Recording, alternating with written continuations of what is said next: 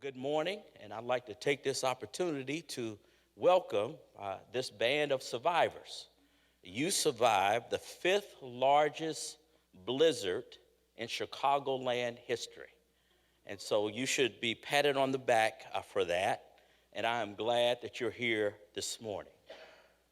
Last October, my wife, my son, and I traveled to Minneapolis to celebrate my daughter's 21st birthday. We walked the Mall of America, spent money. We went to Benihana's for lunch, spent more money.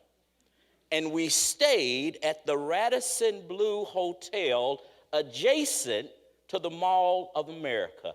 We spent everything we had.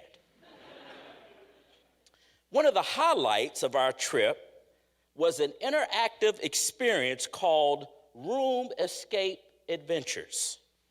The premise is to allow people to experience what a reality TV show would look like, more or less on the lines of Fear Factor or Survivor.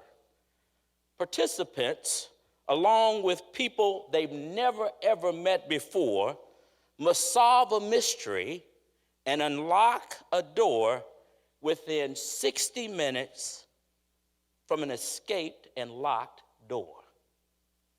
A few things crossed my mind as I began to sign multiple pieces of paper with the big waiver sign upon it. What in the world am I doing here?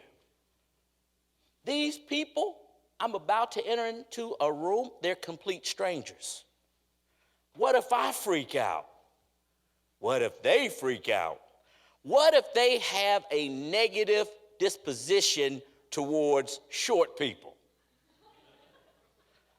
Now, to make a long story short, I survived, but we failed in our attempt to solve the mystery and get out of the room on time. We were failures. Here's a picture. You can see us. I'm smiling, my wife, my son. And you see, I don't know why I'm smiling. Maybe I'm relieved that I made it out of there. Honestly, it was a truly great experience, and I'm ready to try it again. But we were failures. The mere mention of the word failure has an unsettling and sobering effect on our dispositions. I can already sense that some of you are beginning to be a little bit uncomfortable hearing about what I'm speaking to. Now, before you allow your defenses to activate, please hear me. Failure, when used as a noun, means not achieving the desired end, being insufficient, falling short.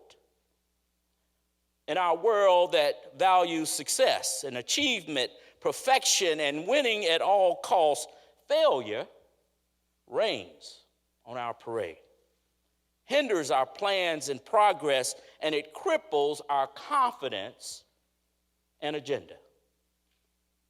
Buried within the world's goals and aspirations lies the understood belief that if you're not a A+ student, charismatic pastor, brilliant teacher, or gifted theologian, and you're not published in this, that, or the other, you, my friend, are a failure.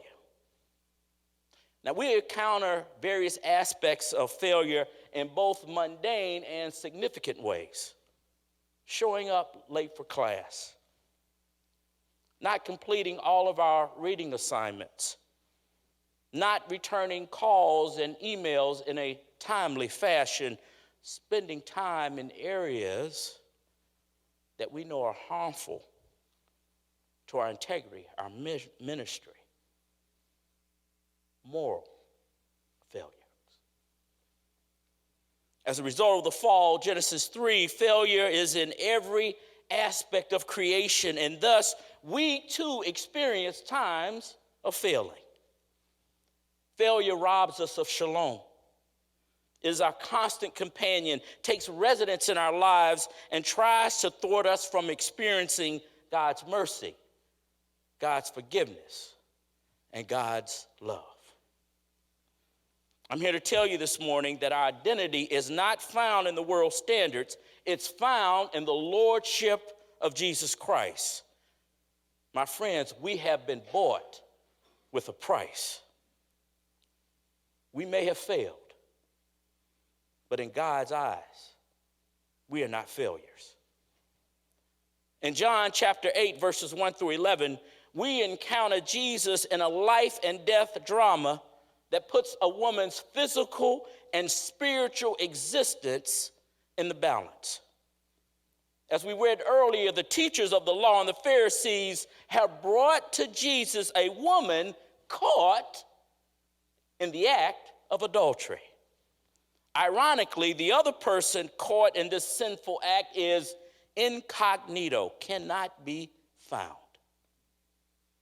This woman has no advocate, no defense, no leg to stand on. She's at the mercy of the Pharisees and teachers of the law, whose main intent is to use her as fish bait to trap and manipulate Jesus.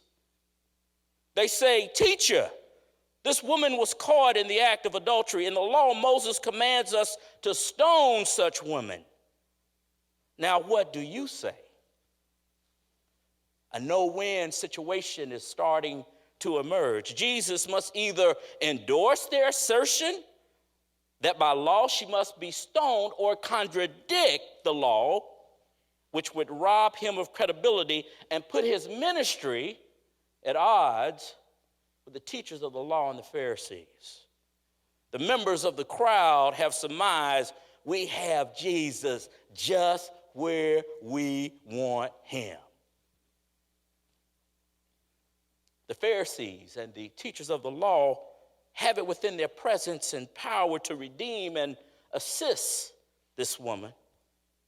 Yet they are determined instead to take advantage of her failure. The crowd seriously underestimated the power, presence, and essence of Jesus, however, and Jesus saw and recognized her failure, and most importantly, he saw and provided an opportunity to provide restoration and demonstrate renewal. He was willing to die for her failures and ours. The Lord doesn't shy away from the hurts and the disappointments because he loves us and he has compassion for us. My point this morning is that Jesus restored the woman despite her failures. He did it in two ways. He faced the crowd. He forgave and freed her from her failures. Trinity, Jesus is not afraid to engage you in your current state of affairs. He's not afraid to stand before you and beside you, to take on the crowds nor the struggles you may be experiencing. Jesus is in the business of taking what's broken and fractured and mending it for a greater purpose and a greater good. Let's look closer at the terrified predicament the woman was facing. I would imagine she could see people picking up stones. She probably knew some of the people in the crowd who was about to do her in. Perhaps she witnessed or participated herself in some other person's stoning. She had seen and experienced firsthand the velocity of rocks piercing flesh and heard the gruesome cries of death raining upon that person. What may have made this ordeal even more terrifying was her realization that because of her sin, her failure, She deserved this fate. Jesus faced a crowd, this gathering of people with wrong intentions and motives moving in for the kill. Picking up again in verse 7a, Jesus addresses the gathering and says, "Let any one of you who is without sin be the first to throw a stone at her." The only one in that crowd who was without sin was Jesus. He could have been justified in picking up the stone. He was the only one present without sin. But instead, what did the Lord do? He chose to write a new story and provide her a new way to live her life with hope and forgiveness. In 2005, Trinity was involved in an international and national incident. It was our hate mail incident. And for 6 days, we made international, national headlines. Every media outlet invaded our campus. The situation was that we had a student of color who was unhappy with her experience here at Trinity write letters that escalated to violence to 3 of her classmates, which resulted a decision being made by myself and a few others in evacuating our campus. At the conclusion of the investigation that involved the FBI and the Justice Department and just about every police municipality in this immediate area, I was told that the state,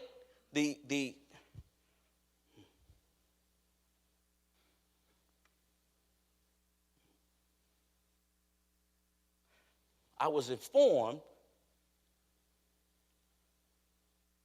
that the legal system found that this was only a misdemeanor, that we had overreacted. I remember sitting in the president's office along with a host of other administrators making that announcement that the state's attorney only saw this as a misdemeanor. The air immediately left that room. And I felt the weight, I felt the failure of putting a place that I loved and students that I loved in harm's way. Well, the air didn't stay out of that room long enough. I began to hear some of my colleagues speak in such, not a light voice, of how embarrassing this would be for our community. How we look like fools in the minds of society. I remember as that meeting ended, walking in the hallway with our president and telling him that evening that he would have my resignation on his desk the next day. That I had messed up, that I had failed, that I had put our school in a place in which it would be a laughingstock. As I drove home that evening, I called the chief of police from Bannockburn, trying to apologize to him for putting his entire town and police department in harm's way because of a misdemeanor charge. The police chief was very gracious, but he also used some very colorful language. And that wasn't directed towards me, it was directed towards the state attorney general's office here in the state of Illinois, and how disappointed he felt how they handled the situation. I remember going home that evening and telling my wife that my time at Trinity had come to an end. And I began to write my letter of resignation. The tears kept falling on the paper. I had to keep changing sheets of paper. And I remember hearing the Lord saying, I won't leave you. I won't forsake you. If you falter in times of trouble, how small is your strength? The next day I came on campus and I met with Dr. Shea up in the mansion, and I was telling her that I had tried to complete my letter of resignation. Then my phone rang.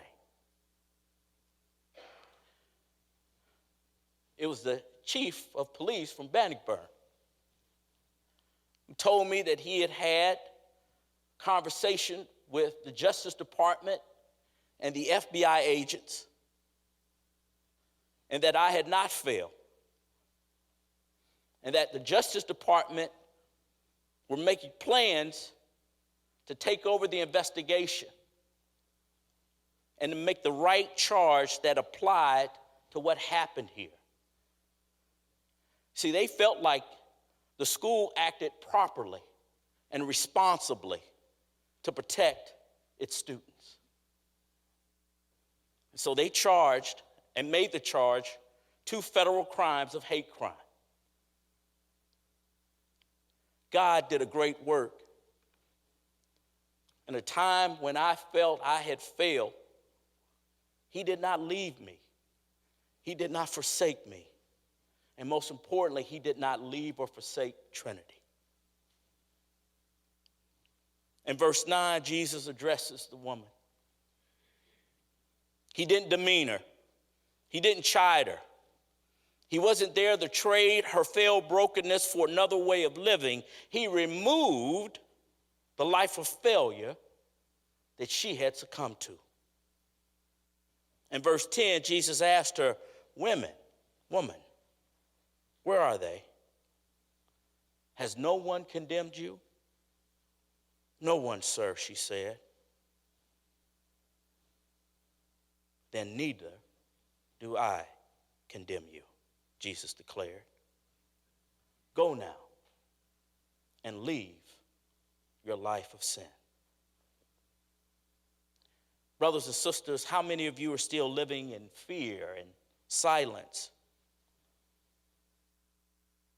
as though you're under condemnation, comfortable and thinking and believing that you're a failure, that you cannot be effectively used by God? What we can never forget is that Jesus died so that we would not be failures, but instead, His sons, His daughters. He calls us to be salt and light to a world that needs illumination now more than ever. We serve an amazing God who has the power to heal, restore, and redeem. Don't walk out of this room today but believing anything less than that, and believe how amazing God is to overcome the darkest of difficulties and failures that you may be experiencing or to endure. We must trust Him, for He is amazing.